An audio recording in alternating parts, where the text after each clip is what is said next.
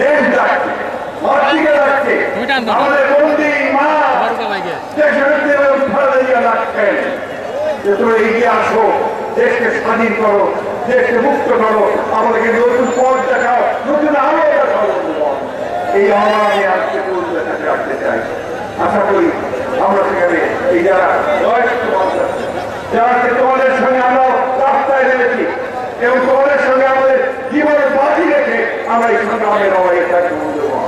সমস্ত রাজনৈতিক দল, সকল মানুষ, সকল সংগঠন, তরুণ, যুবক, বৃদ্ধ, আমার জনসাধারণকে এই দেশকে রক্ষা করতে হবে।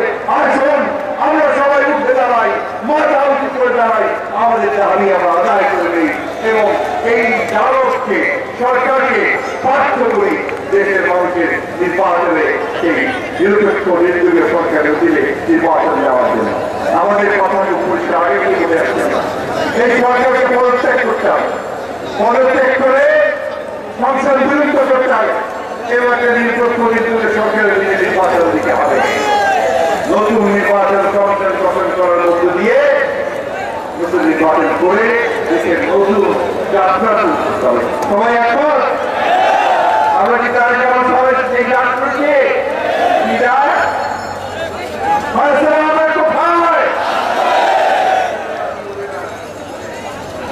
আমরা কোথায়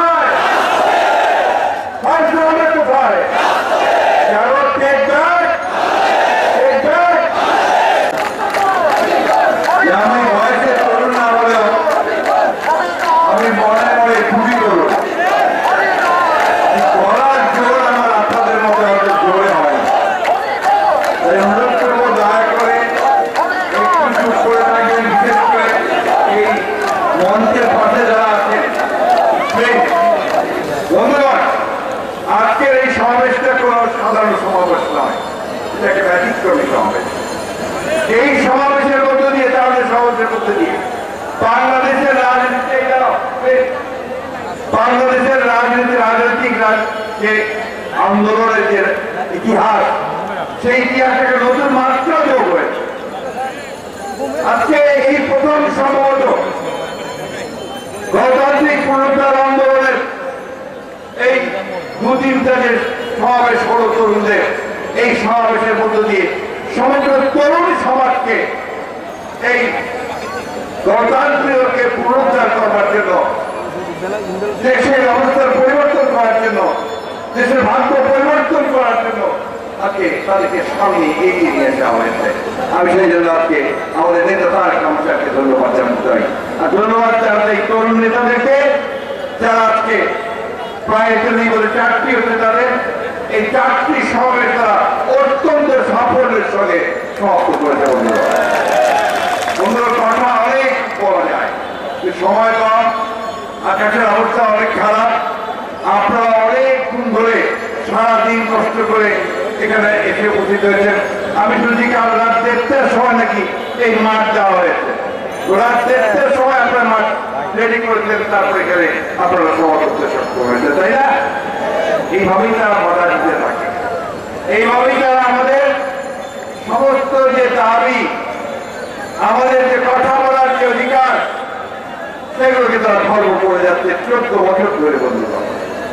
বন্ধুগণ, আজকে আমরা একটা কঠিন সময় এসে উপস্থিত হয়েছি।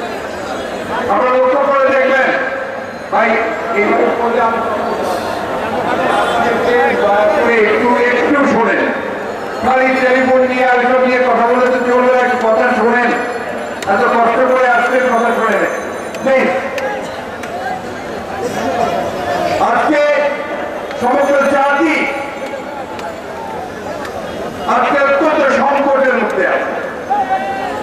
এই জাতির স্বাধীনতা টিকবে কিনা, এই জাতির অস্তিত্ব থাকবে কিনা, আমরা আমাদের স্বাধীনতা নিয়ে বেঁচে থাকতে পারবো কিনা, এটা নির্ভর করছে আগামী কয়েক মাসের মধ্যেই।